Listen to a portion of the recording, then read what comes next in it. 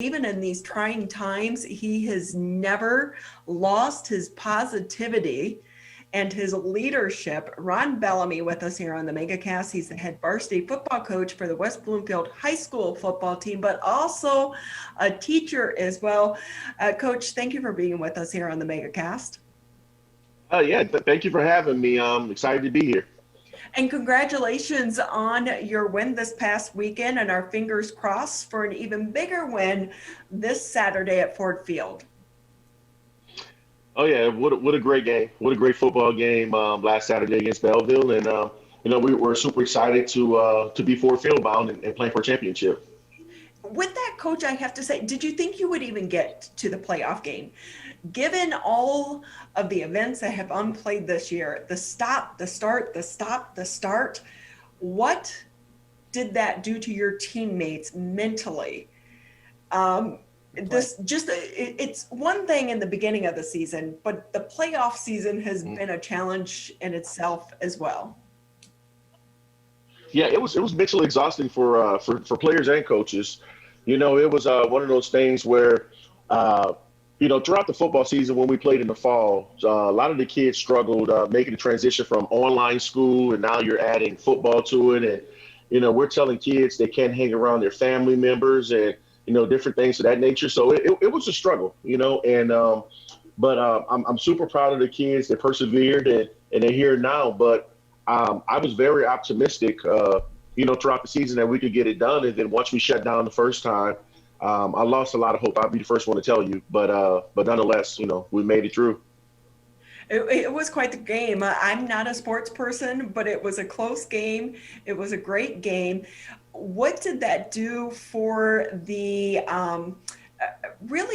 the team, like their mental well-being? Did it boost them up to say, we got this? Oh, without question. The kids, we played Belleville 2 years in a row, and they've had our number. They were the better team those 2 days, and once we made the last play of the game to persevere to win, man, I haven't seen those smiles in a very long time, and that's what it's all about. We told the kids in pregame, I told them in my pregame speech, we're here to create memories, and this is by far the greatest memory in their high school careers. And do you think those memories mean even more this year because of everything that we've been through over the past 10 months? Without question. Ronnie, the sacrifices that these young men have made, it's, Ronnie, I told them, in the summertime, they couldn't, 4th of July, you usually go to barbecues, you hang out, you're telling the kids they can't do that. Telling the kids during Thanksgiving time, you can't hang out with extended family, Christmas time, you can't do this. And I feel awful telling the kids, you have to make sure your circle's very tight, and the kids have done everything that they're supposed to do. We get COVID tests 3 times a week. So, we have to be on our A game. And to tell 14 through 17, 18-year-old young men not to hang around friends outside of the program, that's tough mentally. But those kids, they did what they had to do, and that's why we're here. So, Coach, I will say I'm a highlight sports person. I always say, why do I need to watch the entire game when I can get the highlights in 30 seconds? Which is funny since I'm married to a sports guy. So with that, I'm going to let Tyler take over the interview because he can actually ask you the real questions that probably you want to answer. Okay, sounds good. So, Coach, going into that game, coming out of the Romeo game, we heard your audio in the scrum at the end with your players and with your coaches. And a lot of what was said going into that Belleville game was, this is personal. This is what we've been looking forward to. They've crushed our dreams the last 2 years, and now it's our turn, and it's our job to go in there and return the favor. And your team did end up playing with a whole lot of determination and a lot of toughness in that game. Speak to how the motivation factor for these guys, especially the guys that have been there over these last 3 years, coming into that game, having experienced the heartbreak of close games in the past 2 years, and how that helped elevate your team last weekend. Yeah, you know what? We didn't need too much motivation, Tyler. As you know, the way we've lost to them the last 2 years, having double-digit leads and relinquishing those. But the motivation was for us to make it to Ford Field, and I think that was enough. We just had to clean up some mistakes and make sure that the kids were locked in and focused on their assignments. And they played a great game. That Belleville team is one of the best in the state. And, we were fortunate that we were able to escape with a 1-point victory. Yeah, and in that game, you have guys that have already ready to move on to the next level, guys that have commitments to D1 schools, most notably, of course, Maxwell Hairston going to the University of Kentucky, and Donovan Edwards, who had a great game, 18 carries, 155 yards, 3 touchdowns at Belleville last week, Saturday.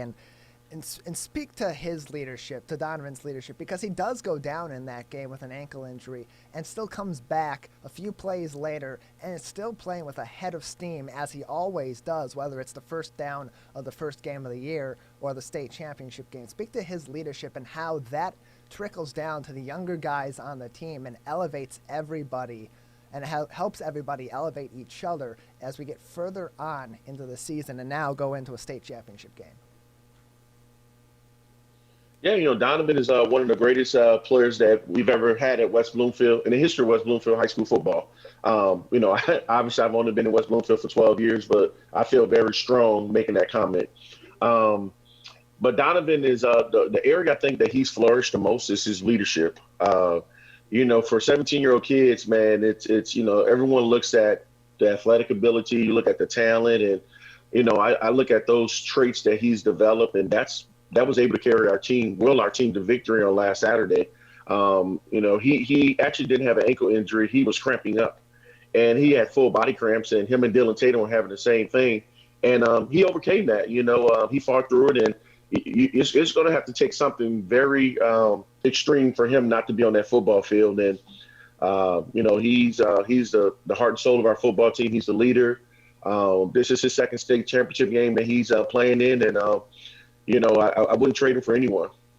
That defense of yours has been virtually unstoppable this entire season, and going up against a team that has equally as much firepower on the offensive end, came in with very similar numbers both offensively and defensively in comparison to your team in this season, and having a defensive game as you had. I mean, tough matchups. Niles King and other guys on the edge having to go up against a guy like Damon Payne is not an easy task on any day or in any game.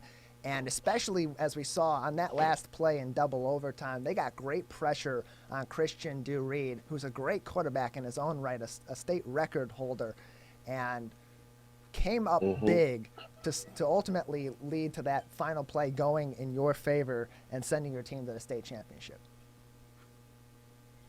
Yeah, you know what? We love to we love to play against the best. Tyler, you cover us weekly, and you know that the OAA Red prepares you for this postseason. It prepares you for championship runs. And the success we're having is due to the fact that we play an extremely tough league. And our league prepared us for this moment. In regards to our kids, kudos to Niles, man. Those guys him and Chris Johnson had their work cut out for him going against Damon Payne and going against Jacoby Watkins. And it was actually Damon Payne's side that Niles made a great read, and he was able to, Reed is only 5'8", 5'9", and Miles King is 6'4". So he was able to get that long body in front of him and alter the throw, and just enough that he couldn't throw an accurate pass, and that preserved the victory. So we love our kids. We love the way we've been able to develop them, and we love the fact that our kids, they live in no regret. They're gonna play their hearts out, and they're gonna leave everything on that football field.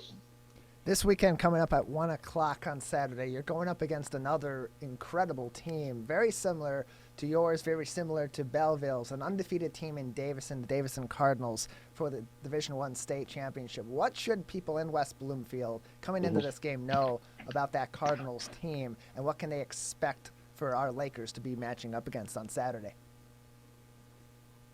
Yeah, their coach, Jake Weingarten, he does a phenomenal job. They are the defending Division I state champions. They are winners of 15 games in a row, dating back to last year. So they're a team that definitely we respect. They do things the right way. They're tough. They're big. They're physical. They don't beat themselves. They don't make many mistakes. And Coach has them well prepared in a weekly day, week in and week out when you watch the film. And it's going to be an incredible challenge for us. And, we're going to have to, bring our A game if we want to come out with the victory. Playing in the state championship game, this team last time they were there was 3 years ago in that historic 3-2 loss to the Clarkston Wolves in one of the more interesting football games and defensive matchups we've ever seen in the Division I state football championship. Some of those guys were around to see and experience that state championship appearance and that grudge match against an OAA Red Division rival. And some of them now are getting back in their senior year with an opportunity to finish the job. What do you say to your guys in the locker room as they're preparing for the biggest stage in Division I football in the state of Michigan, vying for a championship, as they prepare themselves mentally, as they prepare themselves physically, and from a game plan standpoint to play for a championship? Be true to yourselves. What got you to this point? Make sure you're the best version of that. I think far too often coaches try to change who they are, for a particular game, and I don't think that's the case. For us, we just tell our kids to continue to lock in and be safe. We're still getting, we're still in the COVID protocol, so we're still getting tested and whatnot, and we just want to make sure that we're playing at a high level, we're executing, and we're doing the things necessary. That when the game kicks off at 1 p.m. on Saturday, we're mentally and physically prepared. Your team, as the season's gone on, has become more deep and more versatile. Guys are stepping up. I think of the play last weekend where we saw earlier on in the game a very similar play be ran, where it's a reverse that goes to Samaj Morgan, and Samaj Morgan is then filling the role as the quarterback and attempting to throw the ball to the quarterback Alex Short. It came up unsuccessful the first try, and then the second time around, excellent blocking, excellent route running, and he makes a great read at a split second and kind of fakes out the defense, whether intentionally or not, by stumbling similarly to what we saw the first time around, and then that allows, with the hesitation in the secondary, for Alex Short to be wide open. We're seeing that kind of versatility from a lot of players throughout the depth chart, whether they're in that first string or they're coming in as a substitution. Guys down the line like Samaj Morgan, like Malik Mathea, like Marcus Carter, who had a great game as well against Belleville in his role. How important is depth for a team like yours going up against a team like Davison in the state championship game? Yeah, you know what, man? We call it strength in numbers. You're as good as your weakest link, and we want to make sure we have no weak links. All our kids prepare like they're starters, whether you have the title of a backup or whatever it may be. And our program is next man up. If you work hard in practice and you prove that you're capable and dependable to execute what the assignment requires, you're going to get that opportunity. And that's why you saw so many guys. I mean, a name that you didn't mention is Jaden Rimbert on 3rd and 15. In the fourth quarter, he caught the key comeback route. That was his only catch of the game. Now he had a couple attempts, but that was his only catch. It's arguably the biggest catch in the game. Yes. So we're gonna roll kids out there, and we have the utmost confidence in them that they're going to be successful. And I think it's just the way we develop and we play. In southeastern Michigan, there are so many great football players, great football programs at the high school level, and after the very tough game and very competitive game last Saturday against Belleville, we saw a lot of the ranks of football and high school football in southeastern Michigan come out in support of West Bloomfield, and congratulations, including Jermaine Crowell and his Belleville team, congratulating your players, congratulating your football staff. Talk to us a little bit about the relationships that are there in the high school football community, player to player, coaching staff to coaching staff, and how that helps lift youth football and high school football in the state of Michigan to the level that it's at.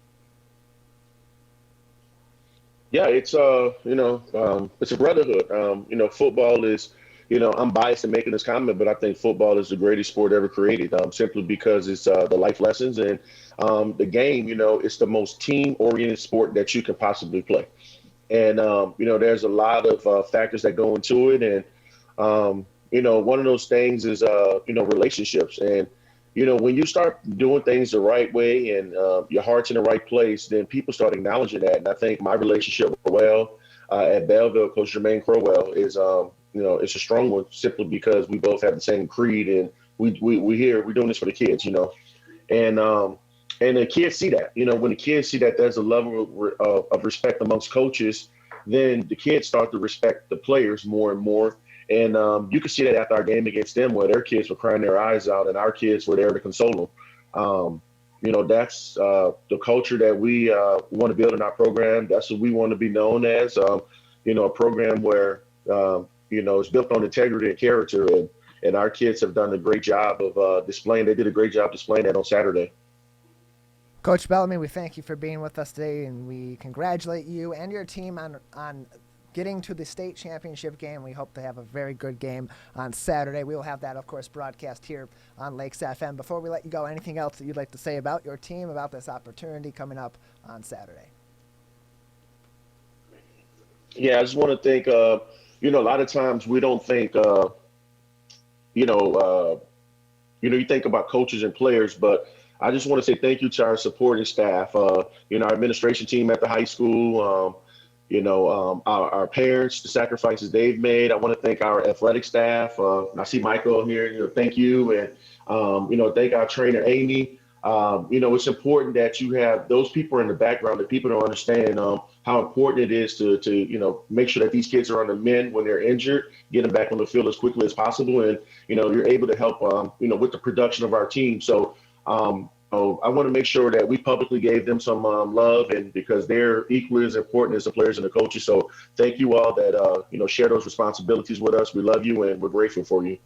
Coach, Coach, yes, go ahead, Brian. Quickly, if I can ask you a question before we let you go, I noticed your Lions jersey hanging behind you on the wall. Any thoughts about the changes for the Detroit Lions? Yeah. I'm super excited. Dan Campbell was a former teammate of mine, so I think it's super awesome. He gets an opportunity. He's going to do a fine job. Dan is he's a player's coach. But he's going to demand respect and demand that everyone gives their best. So I'm super excited about the GM hire and the head coach hire, and hopefully we can get this thing rolling in Detroit. Such a great sports town. Right, and we need it. We deserve it. And with that, we do want to say, too, for everyone out there who is listening, we want to let you know, though, you need to go on to DetroitLions.com and vote for Coach Bellamy for the Detroit Lions Coach of the Year. I can't believe that you are actually pretty low in the rankings right now, because you are by far not only one of the best coaches, but also one of the best leaders here in our community as well. So we need everyone to get behind you. I tweeted it out this morning. I'm on my husband. I told him we need to make it a Twitter campaign to put you in the lead. Thank you. I appreciate that. Really do. Well, good luck on Saturday. Thank you, guys. See you later. Go Lakers.